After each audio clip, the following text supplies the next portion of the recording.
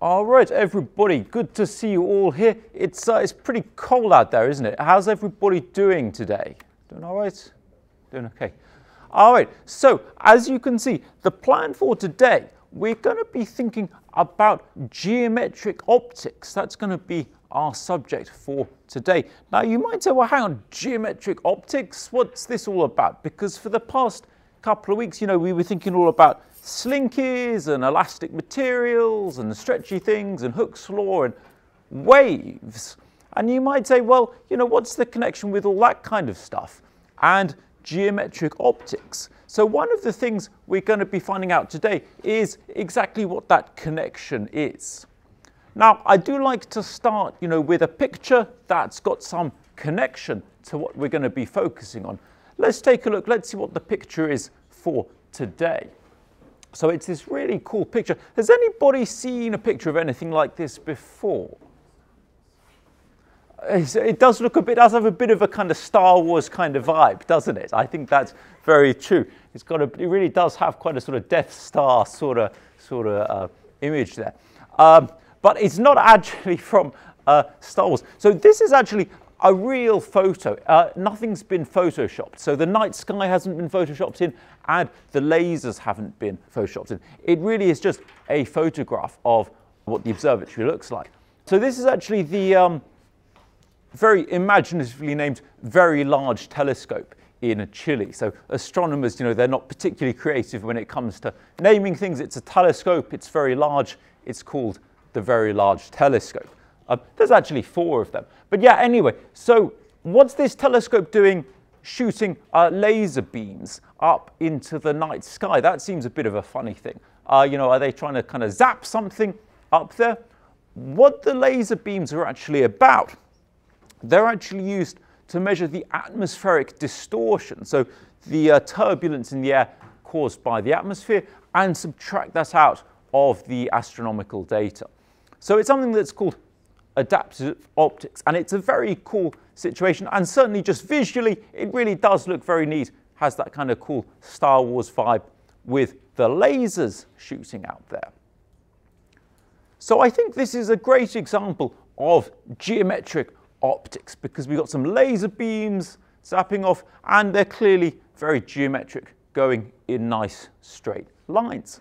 But what does this have to do with waves? It doesn't look like anything's very kind of waving about here.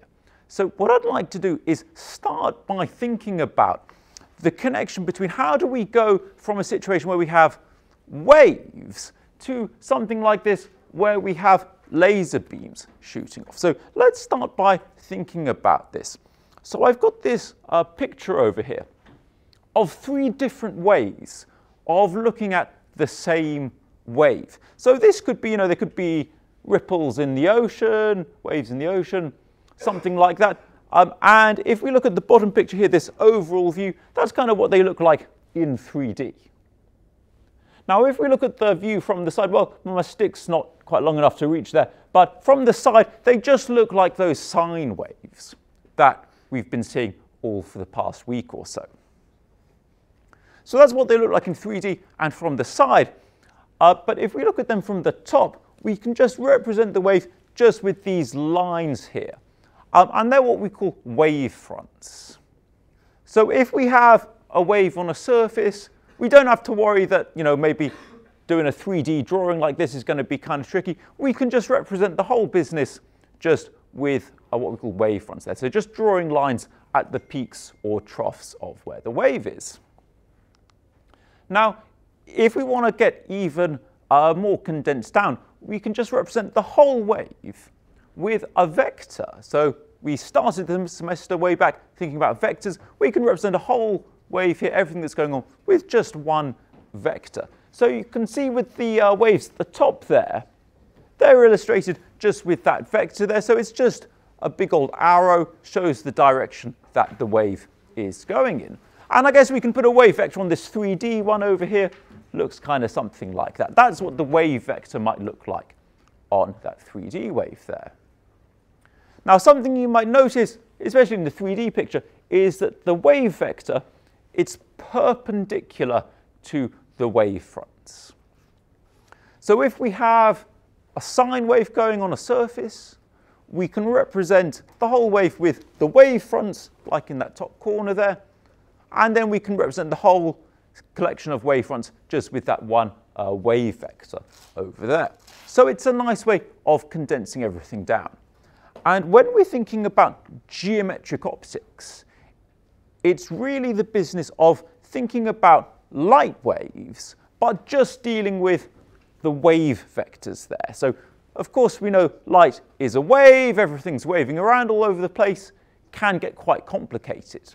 But what we're going to see is that the way these waves interfere, so we get constructive and destructive interference, we can reduce everything down and we just have to worry about dealing with a wave vector like this. That's what we're dealing with geometric optics. And we can solve all the problems we like here just with geometry. So I think it's a really nice way to approach these kinds of problems. Now, one of the key principles that makes this all possible is the way that waves interfere when they're on a surface. So we saw last time that we can have constructive interference when the waves add together, we get bigger waves, or we can have destructive interference when the waves cancel out, or we had that example when we were combining waves and we got that interesting combination. But wave interference is really important when we're thinking about waves on a surface. And all of the important details there, they were first described by Huygens, and it's described in what we call Huygens Principle. So let's take a look at the principle. Let's see what we get for that, okay? So Huygens Principle, it starts with this basic idea that if we have a surface and we just make a little disturbance there. So you could imagine this, maybe it's like a pond and we're making ripples in the pond. We know that the ripples are going to spread out in circles. We're going to get circular wave fronts. That's the kind of starting point. Now, something that Huygens realized is that if we have a wave front, every point on that wave front acts as a source for new circular wave fronts.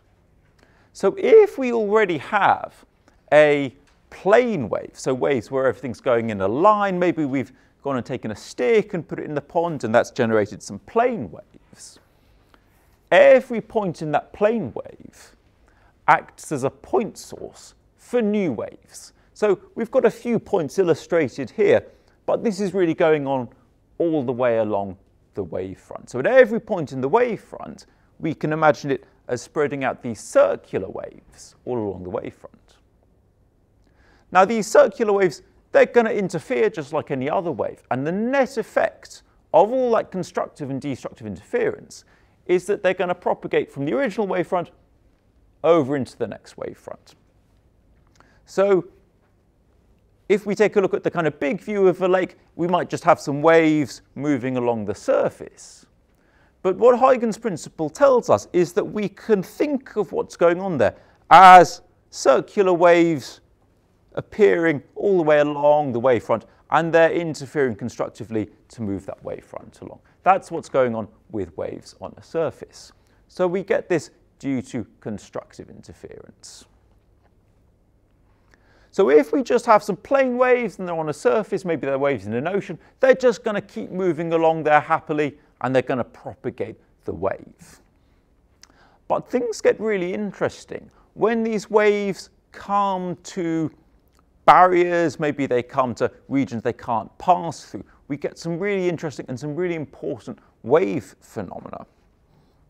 So I've got another example of what might happen to these plane waves.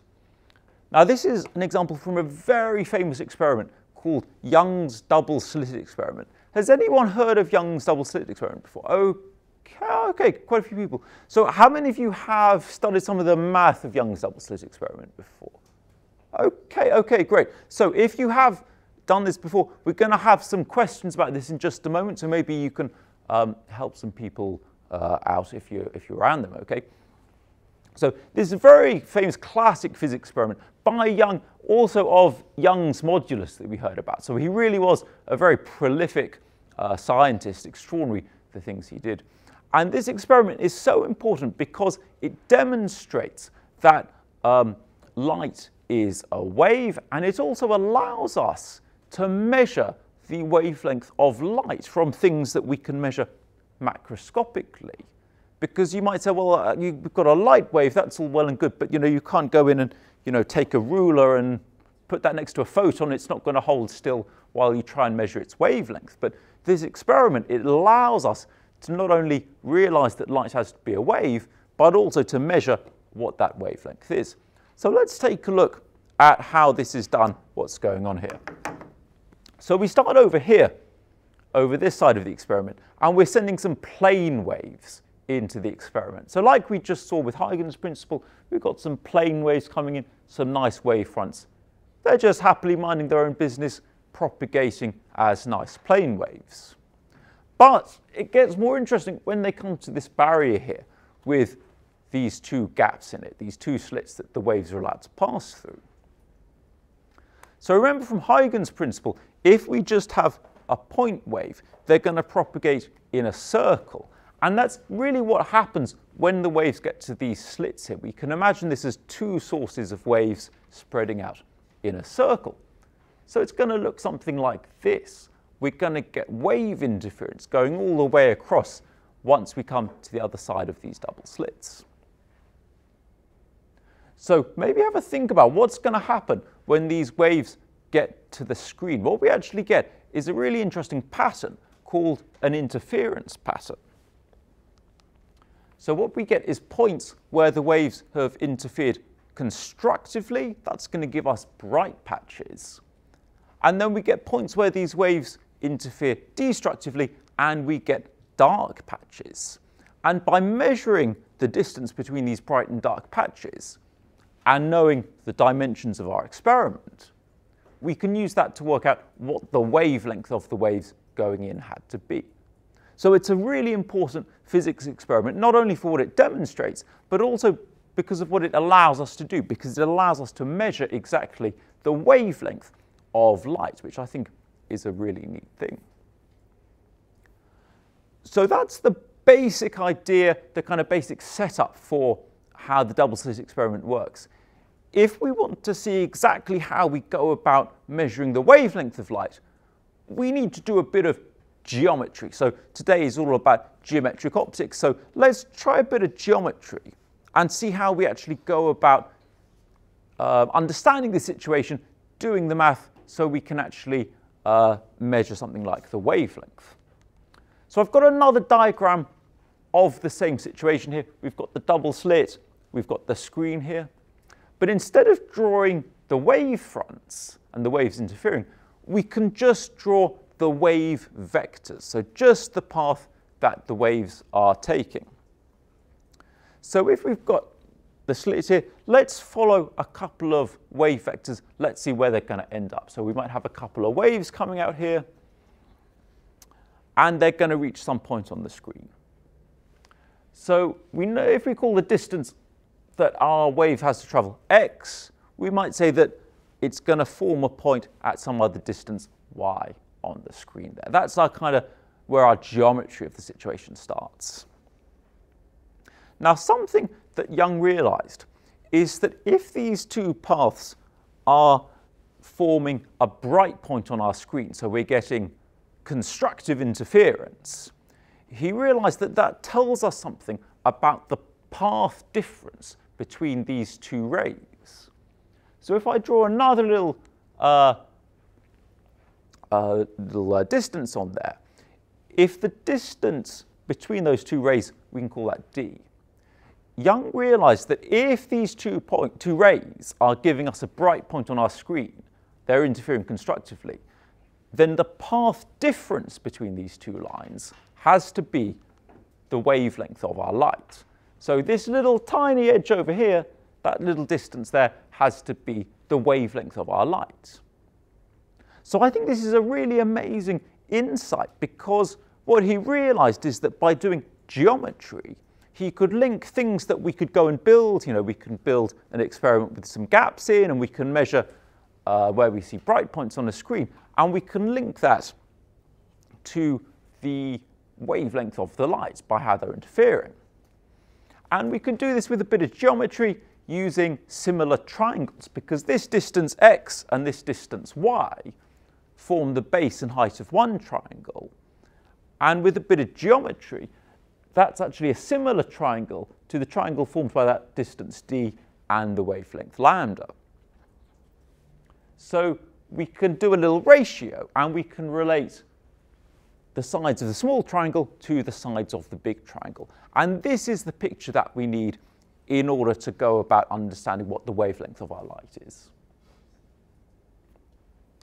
So let's try an example here. Maybe we've gone and done an experiment like this, and maybe the distance to our screen is not quite a meter, and then there's a bit more than a millimeter for the gap in our screen. Sorry, half a millimeter gap, and then the bright points are a bit more than a millimeter. So those are the measurements for Young's double slit, and from these we can calculate the wavelength of light that must have produced that pattern.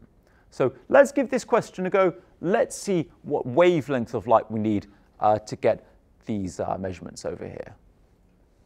So this is an example of the kind of measurements we might get if we've done Young's double slit experiment.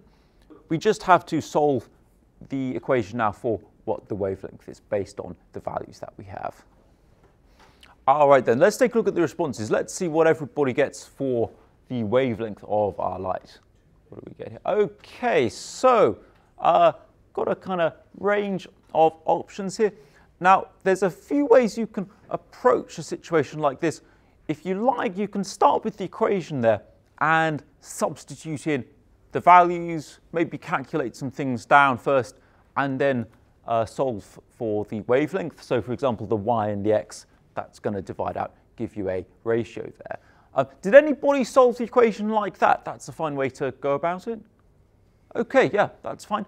So another way you might want to solve this equation is we know we want to get lambda. We know we want to get the wavelength. So what we can do is we can rearrange this equation first to get the wavelength by itself. So if we start with the ratio over here, so we've got lambda over d is equal to y over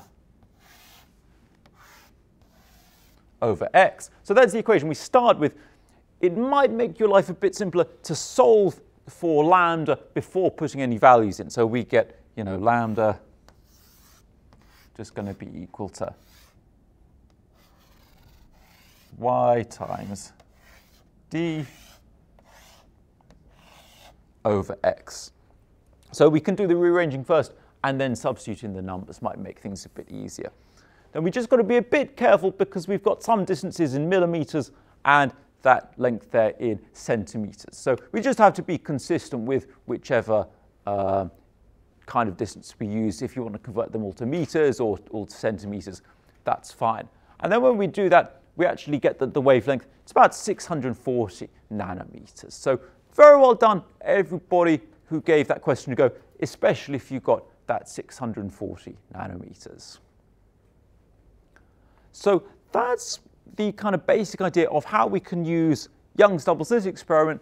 We can measure the wavelength of the light that we're using for the experiment. But there's another extremely important principle, extremely important effect, and this is what happens whenever we get light traveling through a different medium. So in that example we had at the beginning there, we had those laser beams traveling through Earth's atmosphere, traveling through the air. Of course, in space, it's a bit more straightforward. The light's just traveling through a vacuum. But we get all kinds of really important optical properties when we get light traveling through media. So things like glass, other optical media, water. This all affects how light behaves. And it's really important in optics in order to be able to understand these kind of situations.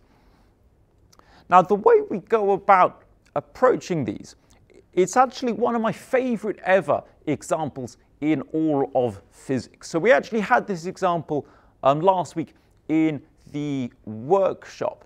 And it's actually an example by Richard Feynman. And like I said, it really is one of my favorite ever examples in physics. So let's take a look at the picture. Let's see what's going on here.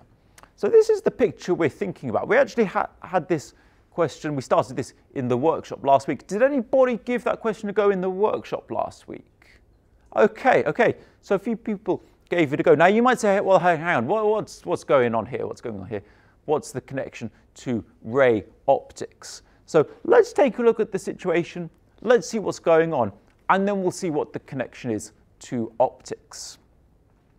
So the situation here is you're working as a lifeguard, you're on a beach over here, and you see out in the ocean there's somebody drowning. And you think, okay, somebody drowning over there, I've got to get to them as quick as I can so as I can rescue them. So you want to reach this person as quickly as you can. So how might you go about this? So the first thing you might think is, well, I'm just going to take the most direct path over to them. So just go in a straight line. That's going to be the shortest distance over to them. Seems pretty sensible. Maybe that's going to be the quickest way to reach them. The issue with this path, though, is that we end up doing more swimming than we really need to.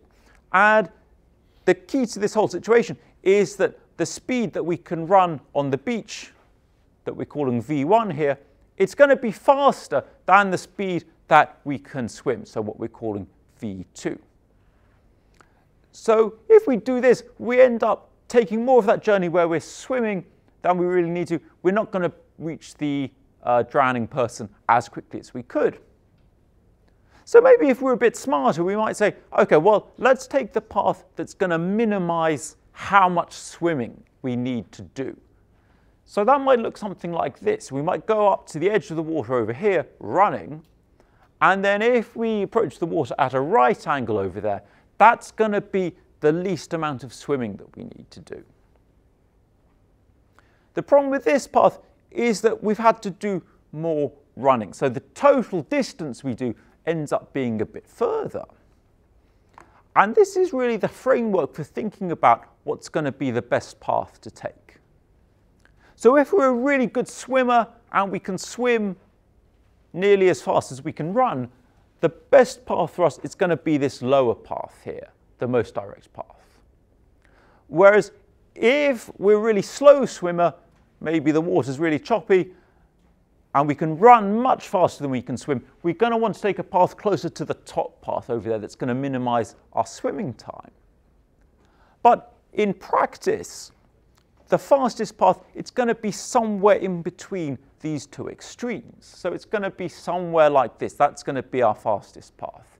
And exactly which side it's closest to is going to depend on the ratio of how fast we can swim to how fast we can run.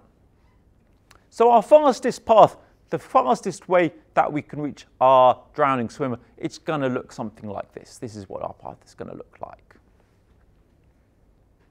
Now we can figure out exactly what this path is, again, with a bit of geometry. That's why it's called geometric optics today. So if we take a look at the angles here, we need to know the angle that we're going into the water and the angle that we're coming out of the water. So the angles are going to look something like this.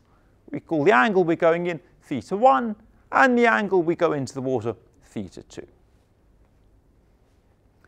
Now, you might be wondering, well, what's the connection with optics? Well, this principle here, where we've gone from one medium into another with a different speed, it's actually an essential principle in optics called refraction.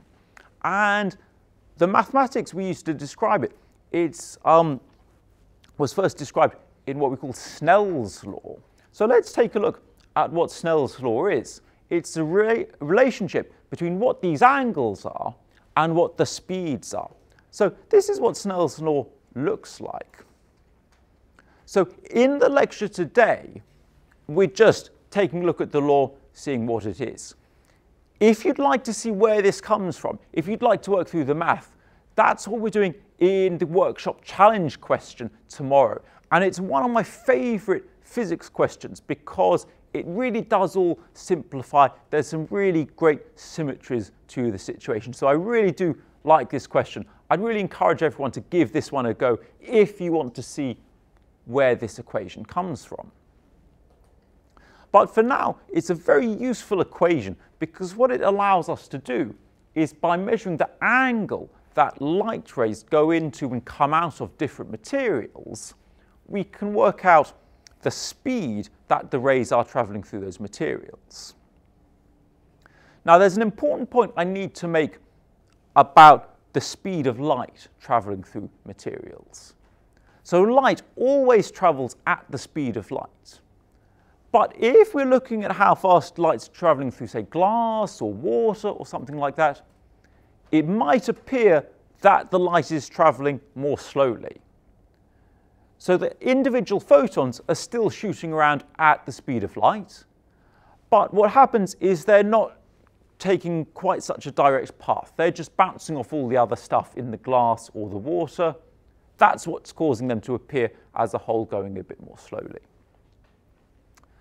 We can relate exactly what the speeds are with an important property that we call the refractive index of a material. Who's done refractive indices before? Who's done that? Okay. So what this is, the most direct thing is to just think about directly what the speed of the wave is in a material. So just the speeds, the V1s and the V2s. But we can define exactly what the refractive index is by the ratio of these speeds. So if we have the ratio of two speeds in two different materials, so maybe we've got some light rays in air, and then they go into water or they go into glass, we're going to get a ratio of those speeds. And that ratio we can define with a couple of numbers we call the refractive index. And we'll see exactly how this works in just a moment. And what this allows us to do is we can measure angles at which light comes into and goes out of different materials. And we can use that to measure how fast the light is travelling through a material. And I just think that's really cool because if we had, say, a block of glass and someone said, hey, can you measure how fast light is travelling through a block of glass? I mean, you know, that would be a really tricky thing. You know, you can't get out your little stopwatch and see when the light enters and exits and try and measure the speed that way. But by having a look at the angles that light comes into and out of, we can use this relationship to measure the speed of light in any material that light's travelling through. So let's try an example over here. So maybe we're shining a laser beam, and we're shining a laser beam outside, so in a vacuum.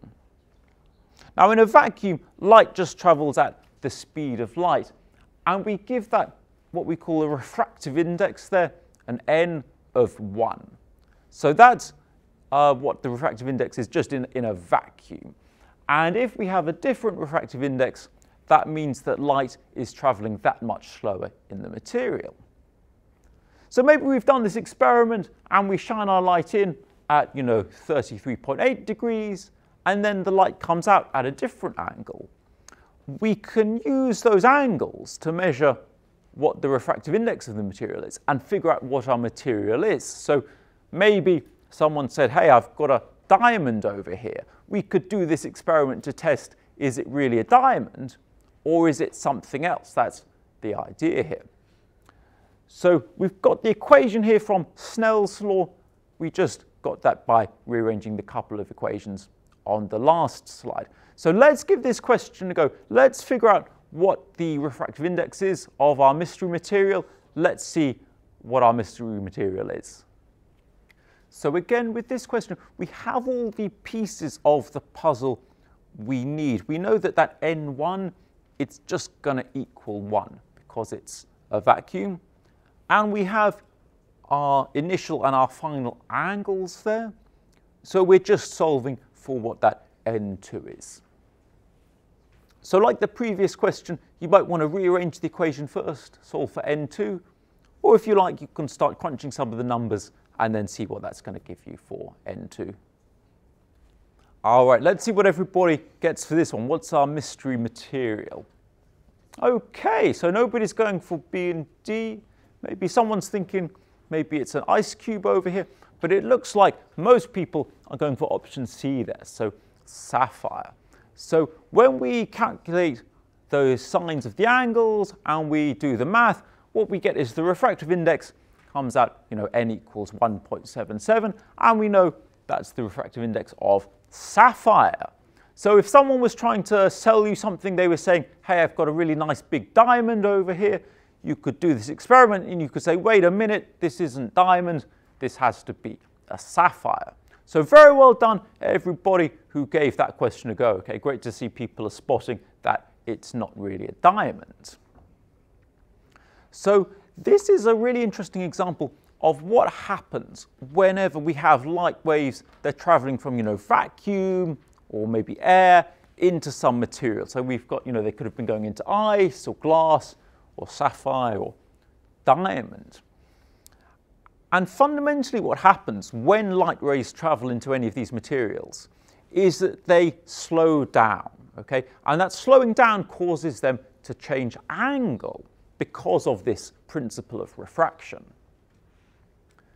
Now fundamentally, that's all there is to the principle of refraction.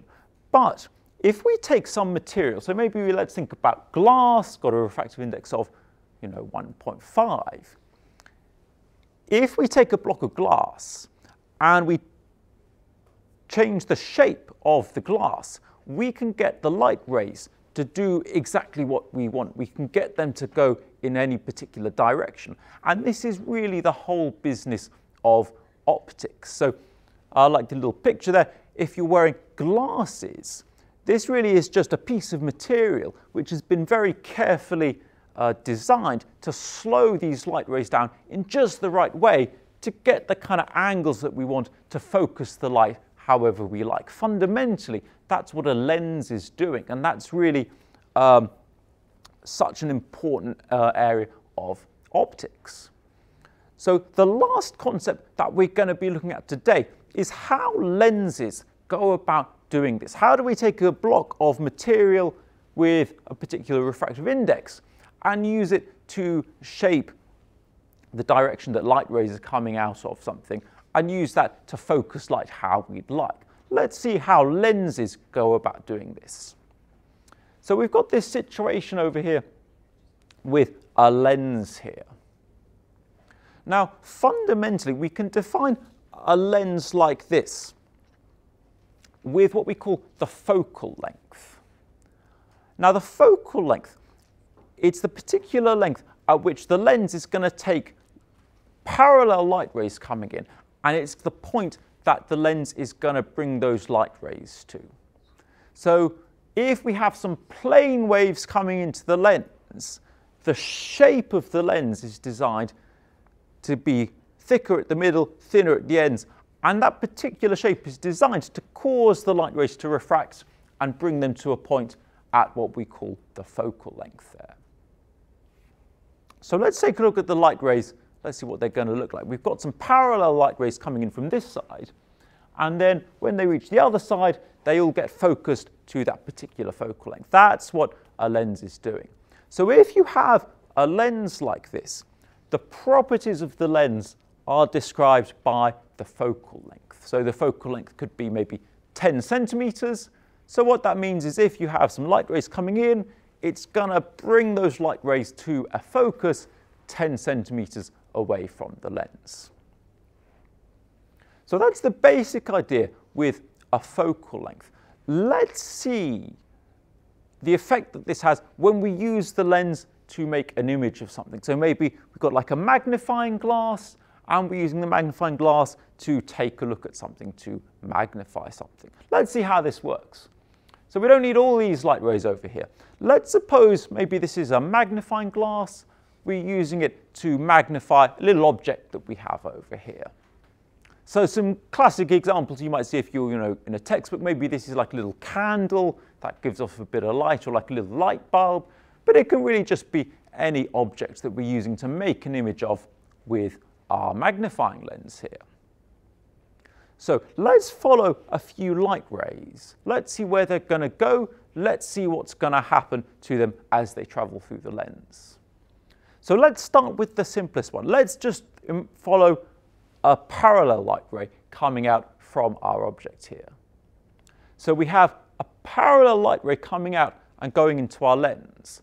So what's going to happen to this particular light ray? Where's this one going to go? Any thoughts? Oh, yeah. Very good, through the focal point. Excellent. So it's coming in parallel, and what the lens does is it takes parallel light rays and it sends them through the focal point. So this light ray, it's going to go through here. So that's one light ray from our object. Now we can actually use a bit of symmetry here to work out another light ray. So imagine we follow another light ray from the top of our objects, but it goes on this path. Now this path is interesting because over this side of the lens, it travels through the focal length, but on the other side of the lens.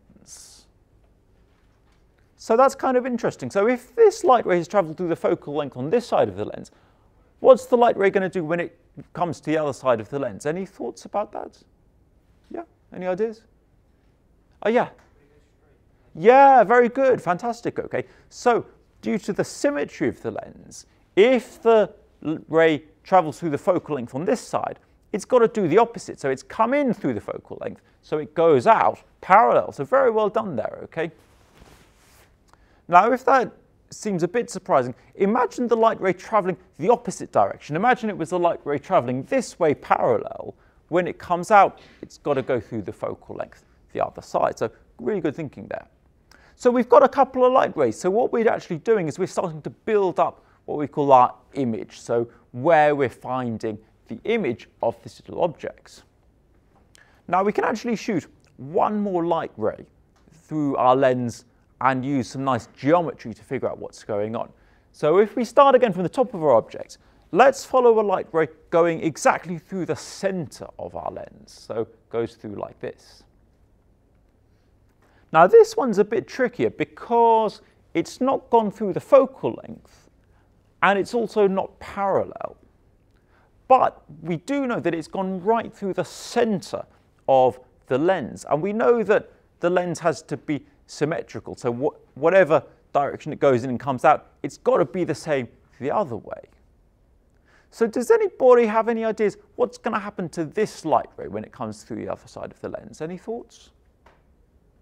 Oh, yeah. Very good, fantastic. It just keeps going, okay, because it's gone right through the center of the lens. It just keeps going. So it looks like that. So all three rays, we can see they all meet at a particular point, the other side of the lens. And it's this location where our image is going to be formed. So if we have a lens like this and we make an image like this, we're going to get our image formed over here. And if you'll notice, it's been formed upside down. That's just what the lens does when you follow the rays. And it's also been magnified, so it's larger than that object over there. So that's how we can follow these rays and build up an image of how our object is being imaged by the lens.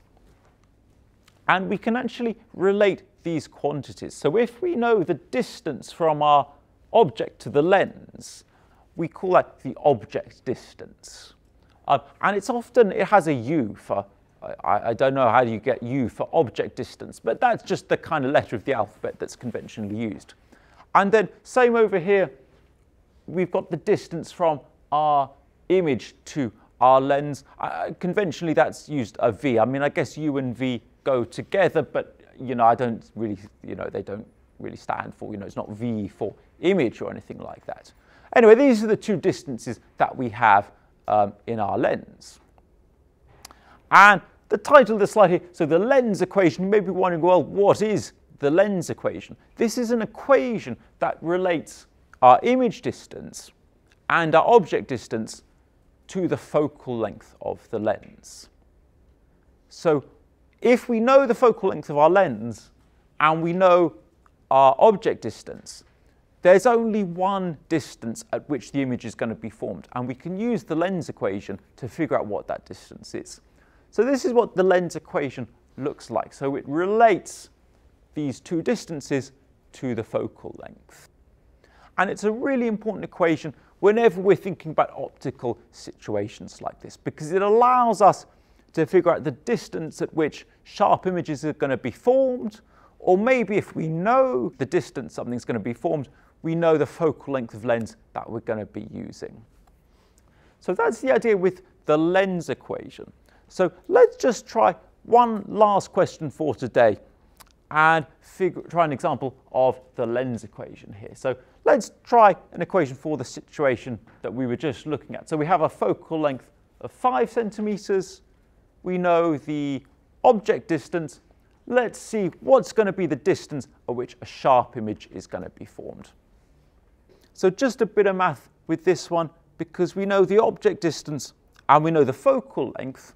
So we want to solve for what that image distance, V, is over there.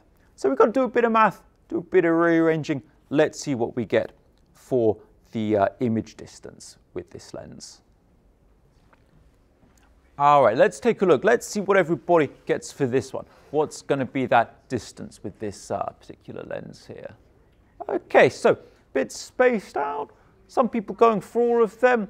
Looks like most people going for option C. So we do have to be a bit careful with the math here when we're rearranging the equation. But when we substitute the values in, when we solve for what our image distance is, looks like, as most people got, we get option C there, so 12 centimeters. So again, very well done, everybody who gave that question a go. So I think that's a great place to wrap things up for today. Just a reminder, we've got the workshop tomorrow. We got that challenge question if you want to see where Snell's law comes from.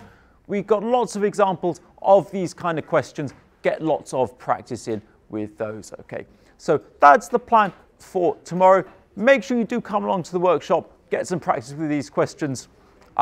So I hope you guys all have a great afternoon, and I'll see you guys all tomorrow. Okay, so I'll see you guys then.